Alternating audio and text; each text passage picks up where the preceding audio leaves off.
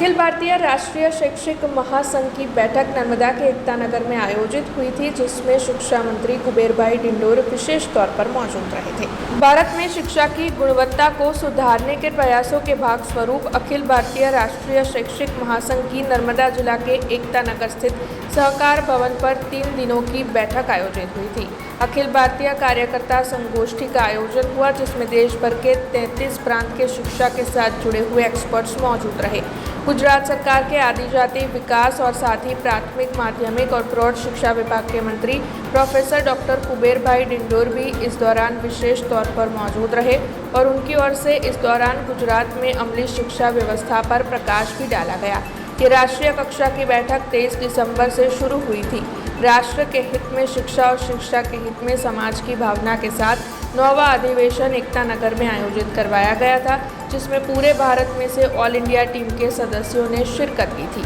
आज नर्मदा जिल्लाની મારી શુભેચ્છા મુલાકાત હતી અને સવિશેષ મારા રાષ્ટ્રીય શૈક્ષિક સંઘ અખિલ ભારતીય રાષ્ટ્રીય શૈક્ષિક સંઘનો પણ એક કાર્યક્રમ અહીંયા ચાલતો હતો। 33 રાજ્યોના પ્રતિનિધિઓ પણ અહીંયા જે મોદી સાહેબે સંકલ્પ કર્યો છે કે એક ભારત શ્રેષ્ઠ ભારત સ્ટેચ્યુ ઓફ યુનિટી આ એકતા નગરમાં આજે ચિંતન શિબિરથી એમાં પણ મેં ભાગ લીધો અને મિત્રોની સાથે ગોષ્ઠી કરી। સાથે સાથે આજે આ બિરસા મુંડા યુનિવર્સિટી આપણી ચાલે છે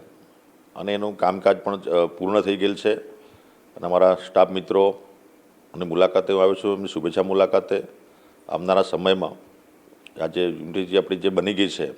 એનું લોકાર્પણ થાય અને વિદ્યાર્થીઓને તમામ સુવિધાઓ મળે એના માટેના પ્રયત્નો આદિજાતિ વિભાગ અને અમારા બિરસા મુંડા યુનિવર્સિટીના તમામ કર્મચારી મિત્રો કરી રહ્યા છે। જે ખૂટતી કડી છે એ પણ આવનારા સમયમાં અમે ઉમેરીશું અને આજે મારી માત્ર ને માત્ર આ શુભેચ્છા મુલાકાત હતી અને નર્મદાનો આ પ્રવાસ એ આકસ્મિક મારો જે એનું આયોજન થયું અને એમાં આજે સ્ટેચ્યુ ઓફ યુનિટીમાં જે રાષ્ટ્રીય શૈક્ષિક સંઘની જે ચિંતન શિબિર એમાં મેં હાજરી આપી અને આજે આ વીસી અને મારો પૂરો સ્ટાફ છે એમની શુભેચ્છા મુલાકાતે પધાર્યો છું અને આવનારા સમયમાં જે કંઈ ખૂટતી કડી છે